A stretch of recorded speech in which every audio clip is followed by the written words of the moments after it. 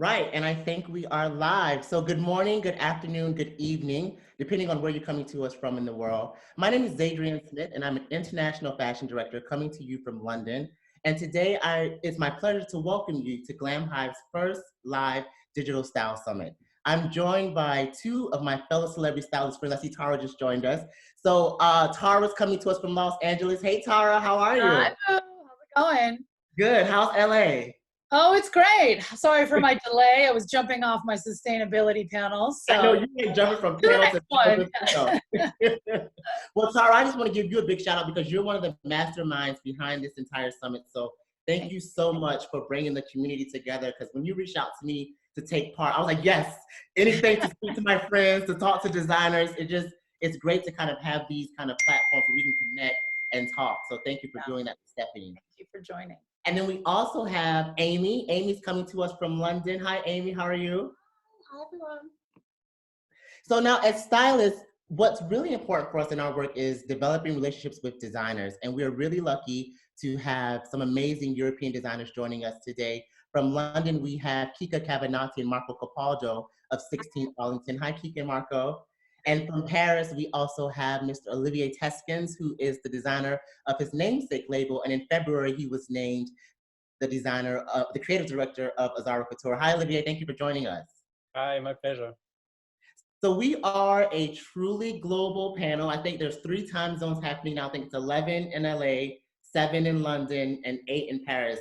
And we should hopefully have one more designer joining us. I think there might be some technical glitches, but we're just going to move forward because we have lots of questions and we only have 30 minutes allotted to chat. So I want to start off by talking about globalization. And my first question is directed at you, Olivier. You've had such a prolific career as a designer. You've been designing since 1997. You've worked for some amazing houses. And as creatives, we're able to kind of, use the world as a resource of inspiration. So I wanted to ask you, how has globalization manifested in the work that you do and have done over the years? Well, it's funny because I started such a long time ago that I remember the first moments we were hearing about globalization, mondialization, and I wasn't really getting it.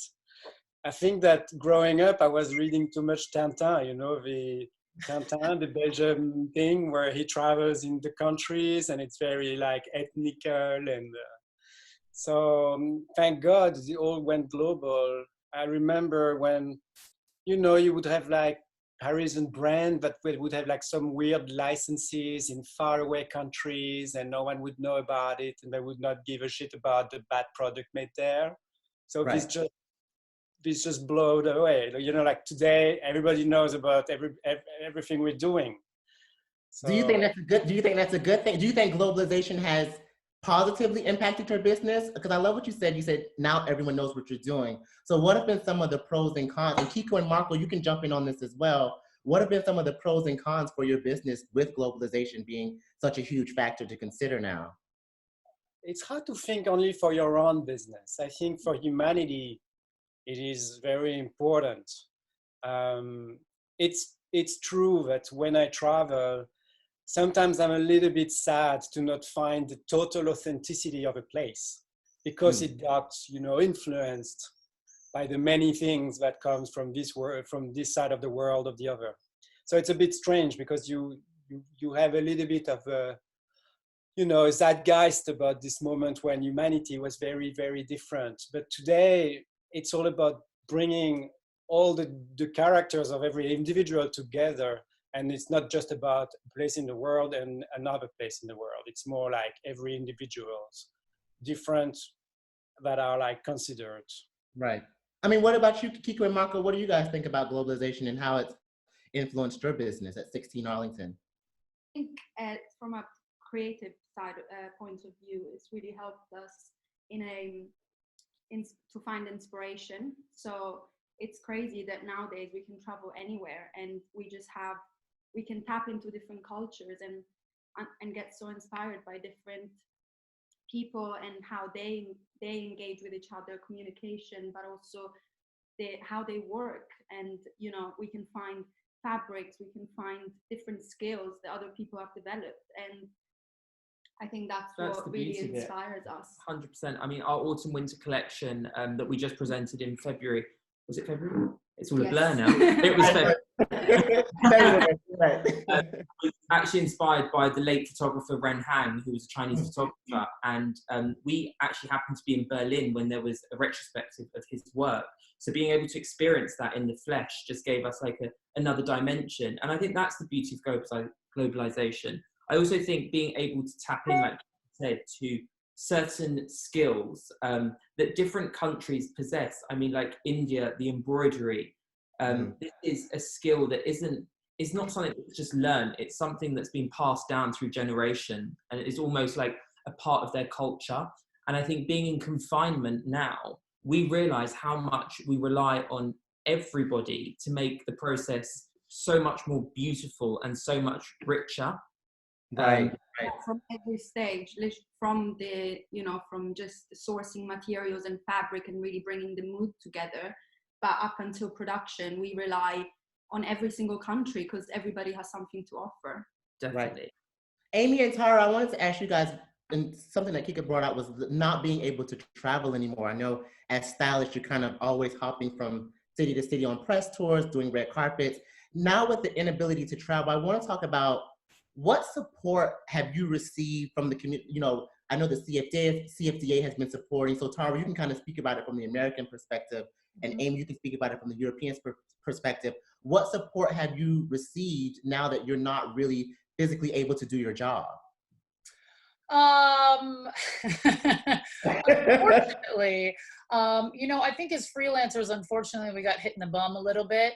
I know that our government has, thank God, opened up, some new legislative laws to get us support that we need. There are small business loans, those type of things.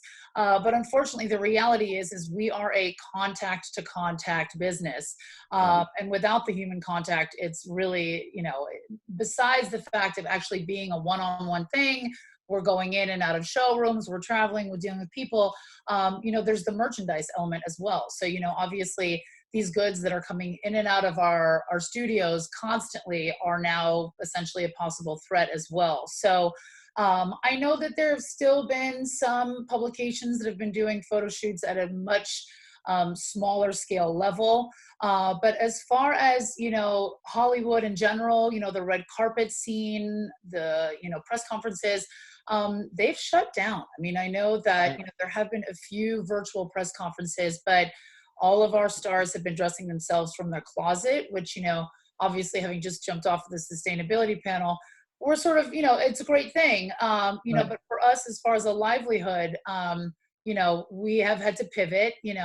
I did this entire conference, for instance, to try and help the community because we were sort of at a standstill. So I think for those of us who are able to pivot and find virtual means of doing stuff, that has been one of our greatest things, and collaborating with brands to help promote and this and that. But yeah, my studio is collecting dust right now. So yeah. What about, like, has the British Fashion Council offered any support for you in London?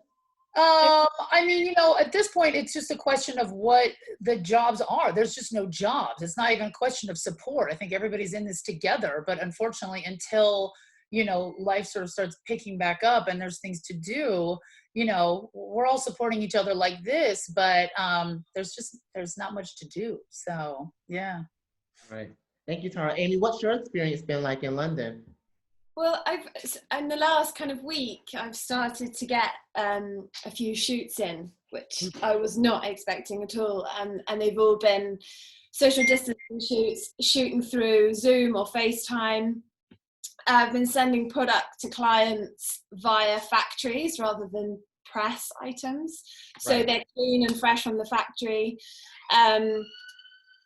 Also, like publications where we had really short deadlines to get stuff over to clients. I'm talking like celebrity clients that are promoting films or TV shows for Netflix. The publications have been really amazing about deadlines. Like normally, we work to these crazy deadlines, but actually it was bank holiday yesterday and I thought I had 2 days to prep something, but actually turned out to have 1 day. And spoke to publication and they were like, right, let's move it to, we were supposed to shoot today, and actually we've moved it to next week, because everyone's really understanding that you can't just pull it out the bag. Like, normally we can, and it's difficult anyway, and our deadlines are crazy normally, but actually people just seem to be a bit more kinder about the environment and how we're actually going to be able to do our job, because no one really understands. We're all kind of just figuring out, like, all the brands are working out how they can help, and actually everyone's been really amazing.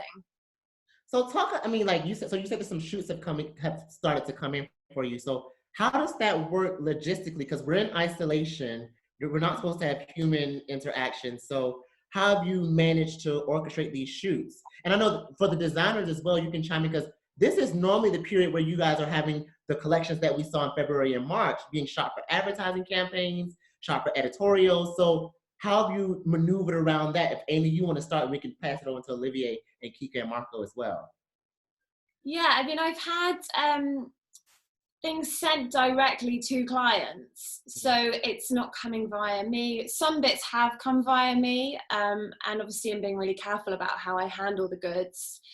And then I'm sending it to clients to do like a FaceTime fitting, but obviously I won't be there to do like tweaks and tie ribbons and things like that. So it's kind of simplifying the idea essentially as well, like not going too over the top with a crazy idea and brief, and just kind of paring things back a bit and being mindful of the situation. Right. Olivier, what about you with the shooting of like advertising campaigns? Like, is that something that you just had to shift, or are you not doing that? No, I think that there are obviously some things that for the moment we can't do. We can't think of doing it now, but other things we can. As designers, we can, already nourish our minds. And on a certain degree, I could sort of like work a little bit. I could work also on bust. But obviously in the process of making clothes, I mean, there are shootings, but also the making of clothes, we're going to need some point to be able to put things on the back of someone, fit it. And that means like it's a real human interaction. We work in a very small perimeter, and in a studio, the interactions with everybody is important when we work on the collection. In terms of shootings, I mean, I don't think it's that important, especially for me right now. I'm happy to have a lot of very nice pictures that are produced for contents and things of the kind. I did already a shooting on the collection before the show, so I have some of the things that you shot before the show. Yeah. Well, that's clever. And I have to say that the timing was a little bit awkward, because we could do presentations in Paris because Fashion Week was happening in Paris, and then we had still a bit of time to do showroom. Buyers were starting to go back to their own countries, but there's still like a possibility to do showroom sessions. Hello. Sorry, guys. I only could connect it now. Oh, it's Lorenzo. Lorenzo's joining us.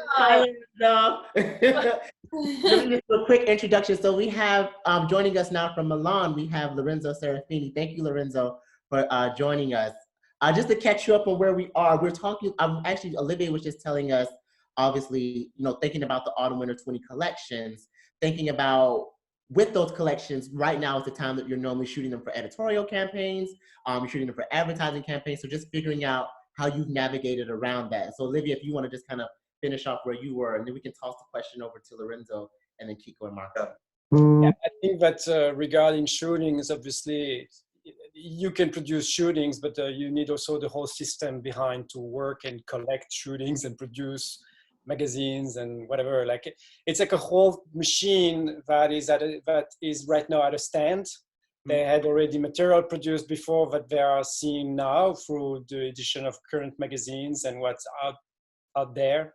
But I don't know, in the coming months, we're going to have like a little bit of a down the wave where people are going to have to be creative and eventually present things in a different way also.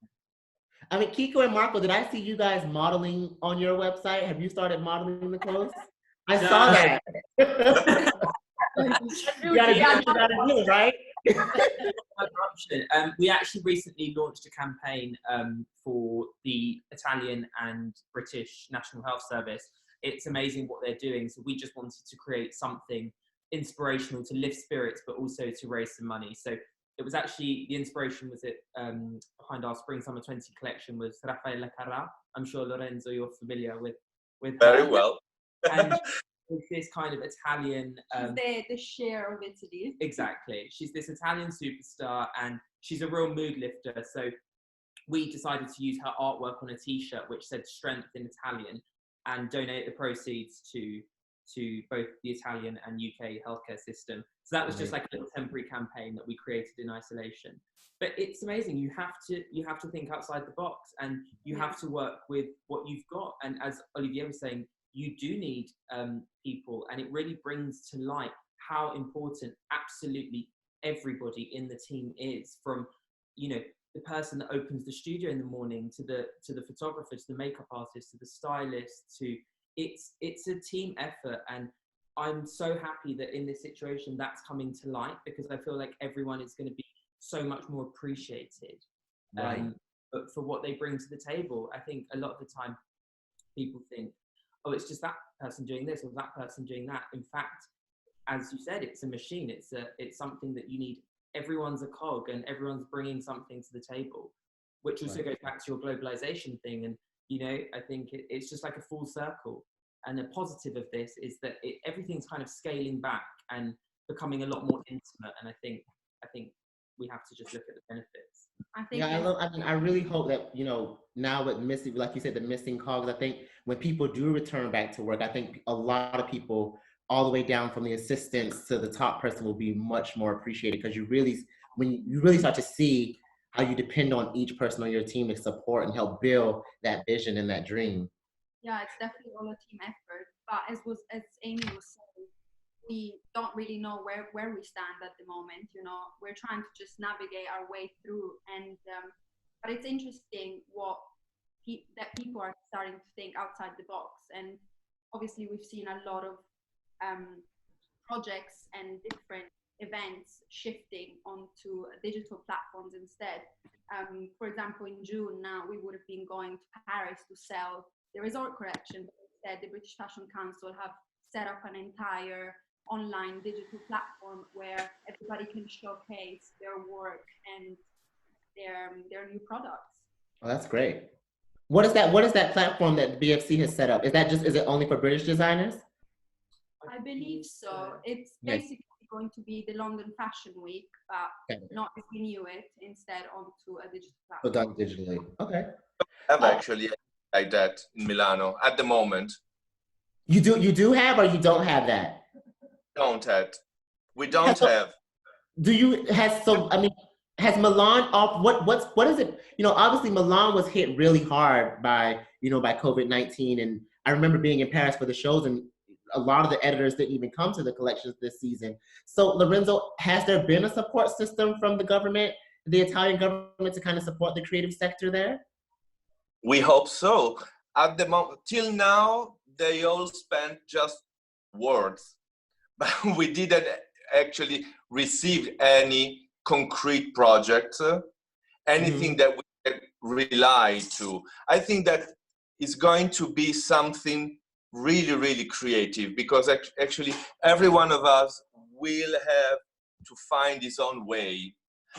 I hope that actually, like the Camera Nazionale della Moda, at least will join us all together in a virtual space in order to keep us concentrated. Right. Like virtual, of course, like in a virtual fashion week. But this actually is going to happen. Do you have to wait? Oh, sorry. Let you finish. So 4 days of virtual presentation, but then it's up to you how all these kind of presentation are going to be. Right. I mean, but is that something? I know you said that it's only been words now, and we're waiting for the Camera della Moda to support. But is there something that the designers can do and come together on? Like you said, everyone has to find their own way. So can the Italian designers be reaching out on their own and building a community together? Because I noticed, I mean, in London, I've noticed that a lot of the young designers have been doing just that, like taking matters into their own hand and kind of starting their own initiatives. Yeah, Lorenzo. Yeah, in Italy, I have to say that it really works, sadly, in a very individual way. There's not this communion of doing things together. We're quite separated. And I hope this can be like a chance to be able to do things more together and to be able to connect it more and actually to share visions and to share spaces or projects, and why not to do things together. Yeah, I think that everything we really have to start in a very, very different way, and it's a completely different and new way that has nothing to do with what we had done so far. Right. So I think I nominate you to spearhead that cause in Italy, so that the designers can come together and be unified. Because I think that's so right. I think the key word that everyone's been speaking about is community. And, you know, we can't, I think if there's one thing from all of this is that we have to be in this together to figure out new ways and new initiatives and new strategies to move forward as an industry. So I want to switch quickly to talk about, I mean, the time goes by so fast, to talk about obviously celebrity culture. Something that I think everyone on this panel, and especially designers, has had to think about is the influence of celebrity culture on what you do, and how do you carve a niche in Hollywood. And I think that each of the designers represented definitely have a strong representation in the celebrity world. So Kikka, let's throw the question to you. How have you thought about celebrity with 16 Arlington? And, you know, obviously, how do you want to move forward with celebrity once the pandemic lifts? Oh, we're not sure what the new normal will be, and it will definitely be very different to what we thought it was. And I think a lot of interaction is going to be different, because we're going to have to, as Aimee was saying, even to create, you know, virtual shoots, we're going to have to interact with celebrities by communicating our product differently. And we're not going to be there to explain the vision either, you know. Yeah. So there's a whole process involved when you're creating like a custom look. It's again always a teamwork. Yeah, definitely. And it's going to be really different. And one of our best memories of working with celebrities on red carpet looks, it's always been, you know, at their hotel room right before the event, getting them ready, last minute touches. And it's probably not going to go back to this. So it will be very different. I mean, Tara, you're on the ground in Los Angeles, so I'm sure you probably have your ear to the ground. Do you think red carpets are going to open back up immediately? We don't know what that new normal is, but do you have any insight at all of what the new landscape will look like for celebrity? You know, I mean, big gatherings are definitely shut down at least through the end of the year here in Los Angeles. So you're talking premieres, award shows, like we don't even know if the Emmys are going to happen. Comic-Con's gone. Everything has been halted at the moment. You know, I think as far as, you know, even from the beginnings of it all, I think even celebrities right now are shying away from self-promotion, and rightfully so, because I think now is a time for everyone to come, you know, together, you know, and sort of promote community rather than one at a time or what have you. And so I think that in and of itself is going to change the landscape, because I think everyone's going to go out there and sort of be a bit weary of what, you know, they are communicating to the public essentially. But I do think that there will be a return to it. I hope that it will be soon. I know everyone over here is, you know, very anxious to get back to, you know, support brands that have always been supportive of them. You know, I think there will always be a component now where it is virtual, you know, whether that's social distancing on red carpets and, you know, you have less paparazzi, or, you know, they go through some sort of virtual arena where that's how, you know, people are able to look at it. But I do think that in general, you know, people are always looking for inspiration, and, you know, fashion, the red carpet scene, all of that, it's not going to go away because people love it. And I think just the way it's put out there is going to be in a much more responsible way now. And the same way we have to create stuff, we're going to have to do it in a very different, responsible way. But, you know, I hope that by the end of the year, you know, people will still be getting out there. People want to see movies. They're going to have to be promoted. You know, people are going to have to get out and do, you know, photo shoots for editorials because people want to read when they're at home. I mean, it's all going to be different, but hopefully, you know, a lot of us are not at too much of a loss when we come out. Aimee, I know in London, with regards to celebrity, in working with your agency, I know you're signed with the Wall Group. What are you hearing from your agency, and how are you finding out different ways that you can move forward with your career as a stylist with the celebrity lane? Well, my agency, they're working on like skeletal staff at the moment, as are most companies. So we're all finding our feet. And just like Tara said, you know, it's got to come back at some point. It's just when. And I think we're in this real kind of, it feels like we're in this middle ground where people are they've relaxed and they've realized that we needed to slow down. And now I think people are getting a bit more fired up and actually realizing and creating new ways of how we can get back up there. But obviously we don't know when that's going to be. But I think there's been some kind of fun ways that people are starting to come through now, like the weekly magazines I can't remember what magazine it was, maybe ES magazine or Stylist. They did like illustrations for their front cover. I saw like Mary Katranzu did a stamp collection where she illustrated all her collections, and day by day she released a new stamp.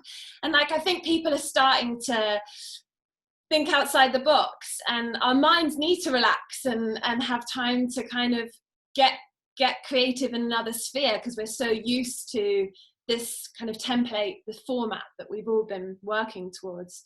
Right. Yeah, it's exciting. I can't wait to see what people do.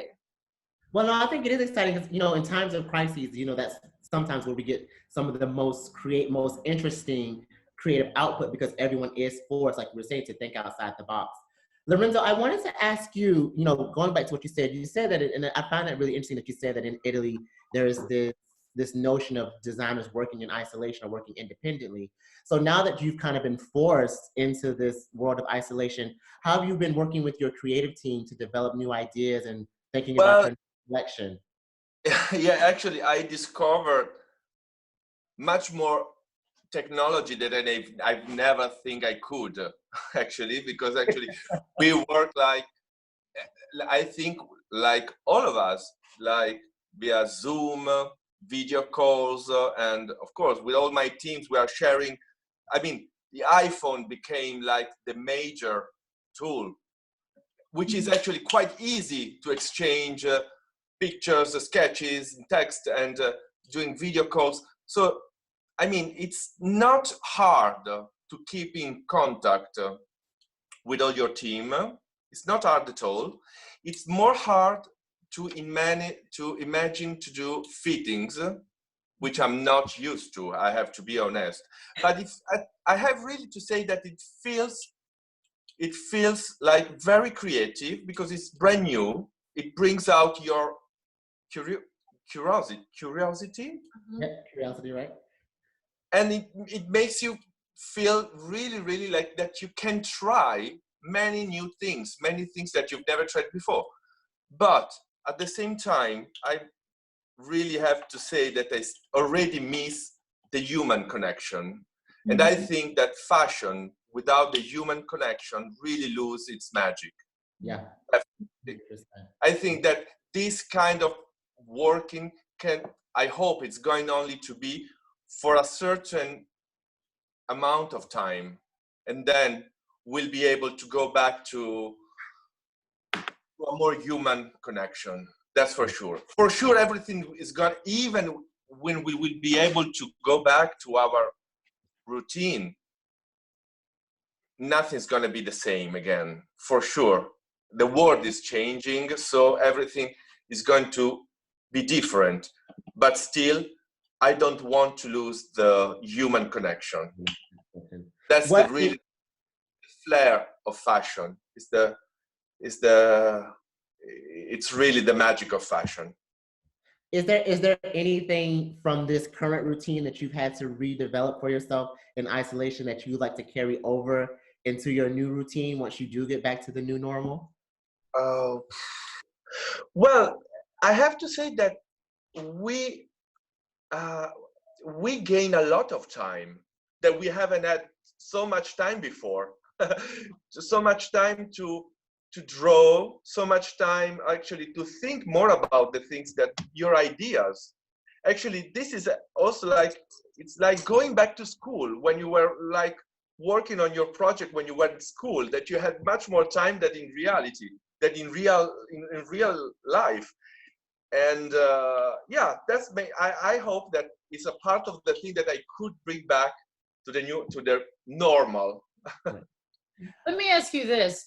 Do you guys, all four of you, see a slowing down? Because I am very curious as to, you know, for instance, even for me, the being able to have extra time now, where I was like, oh my God, I don't even know what this is, to read a book or what have you. We all move at such a crazy speed in the fashion world. Do you think it's feasible for you guys to do 1 or 2 less collections a year, or to trim them? No. I don't think it's going to be possible. No. It would be great. I think that it would be amazing to slow down, and also to be able to be more ethical in a way, no? In order to consume less, to produce less, to do less pollution.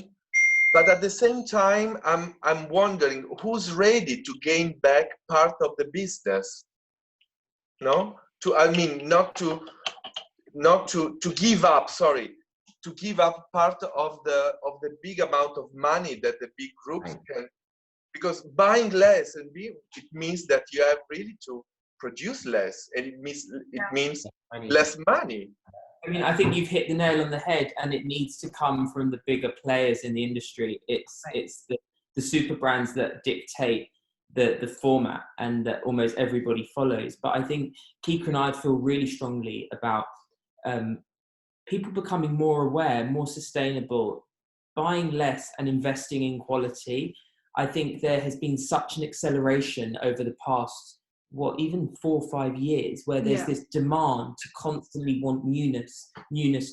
And, you know, it comes to a point where now with social media, before there wasn't that. As soon as a collection goes out on the runway, that collection goes viral or goes all over the world. So by the time it hits the stores, the consumer's already not bored of that collection, but they've seen it for 6 months. So they already want something new. So I think they're constantly chasing. So hopefully, if some of the big players do kind of scale things back a little bit, I think everyone could benefit. Now, I just want to try to connect the big players. I think this is a really important point, because this whole conversation about sustainability is kind of become this circumventional conversation. Are the big players, are these the CEOs of the LVMHs and the Kerings, or are these the editors-in-chiefs of the Vogues and the Harper's Bazaars? Who do you think are the people that really have the power to shift this narrative and to shift this conversation around all these multiple collections happening? Because we hear it all the time, but like Lorenzo said, and very frankly, it's not happening. So who are the people that have power to change this narrative? Consumer. Yeah. We can't pinpoint one, but again, I think it's like a cog. It's a collection. Everybody needs to say we're in this together, because we've seen even some big designers step forward and speak out.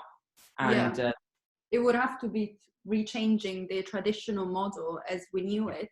So, you know, we do 4 collections a year, and we do 4 shows.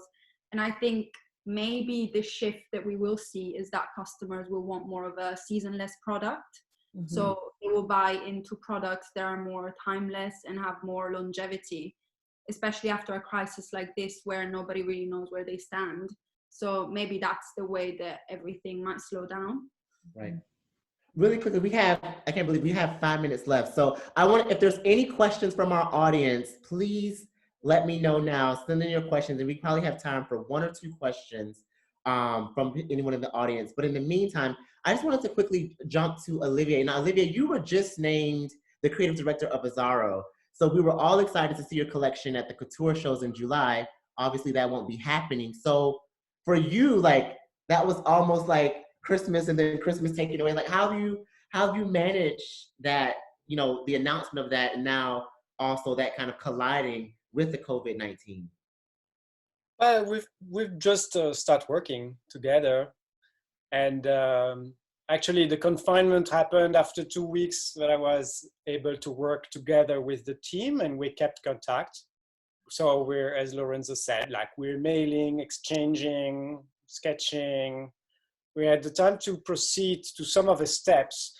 The good thing maybe is that it's a good time for us to have a little bit of time to think about what we're gonna do and how we're gonna, like, you know, adjust to the way our environment is evolving. And I think that it's very important to keep fresh that things, you have to be ready to adapt to the last thing happening, because we cannot just say today how things are going to be in a month. So we have to be reactive even in a month.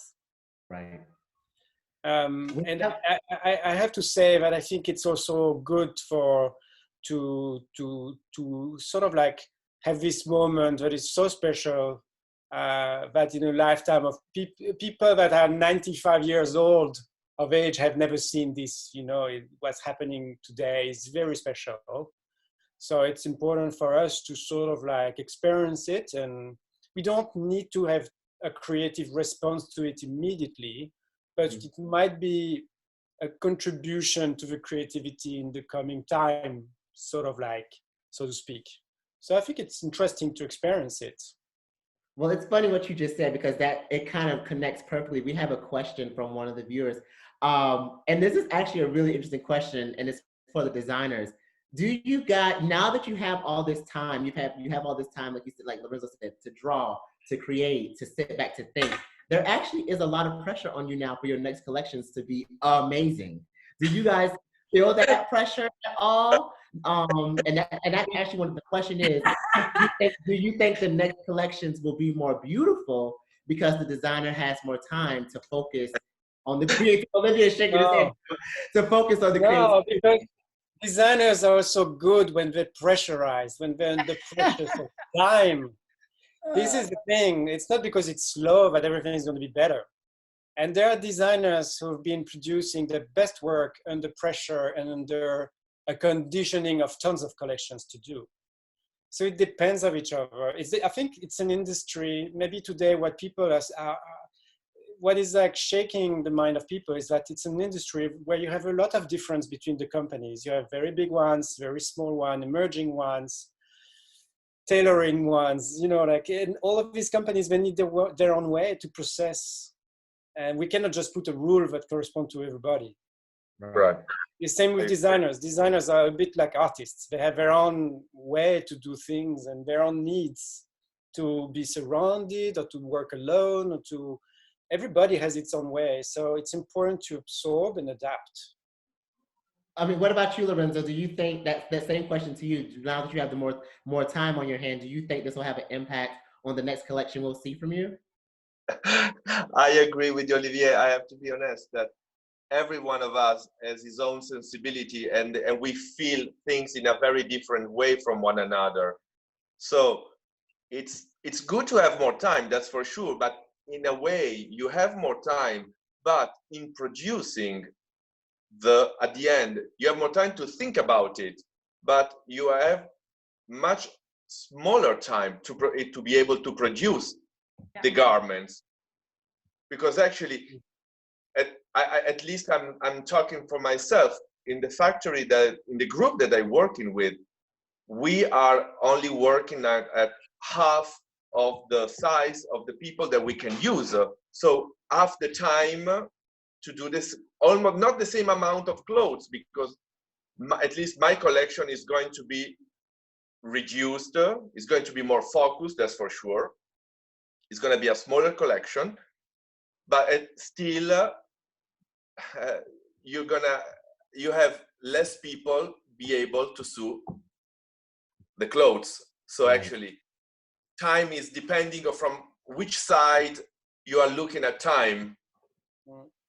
It's true that we have, but I mean, it's different for the suppliers to get the clothes done. But so the short answer to that question is more time does not necessarily equal more creativity. Fortunately not. And Kikka, one last question to Kiko and Marco. Well, so you guys are a younger fashion brand. I know that you guys started in 2018. Mhm. Now I know that do you guys depend more on e-commerce or brick and mortar?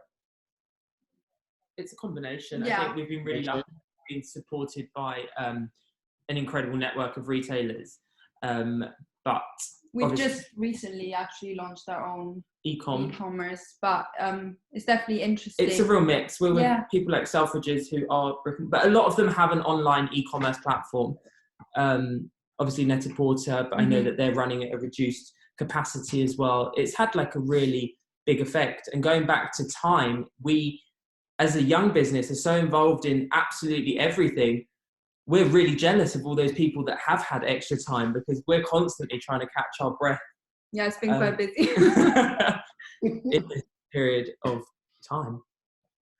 Well, guys, thank you so much. That went by incredibly fast. I thought that was really insightful, and I hope that our audience was able to gain some insight from designers and from some stylists as well. So Aimee, Olivier, Kikka, Marco, Tara, thank you so much. And Tara and Stephanie, thank you so much for putting this together. I think the biggest takeaway from this is just, we are really in this all together. No matter where you are in the world, we're one big fashion community, and we just have to support each other and just spread the love and help each other find solutions. So Lorenzo, specifically to you, I just wanted to say, if there's anything that we can, I'm sure I speak for everyone on this panel, if there's any support that we can provide to the Italian designers, just let us know, because I think everyone is more receptive and open to sharing and being giving. So that's all we have time for. Thank you. Thank you, guys, and take care, everyone. Bye. Bye.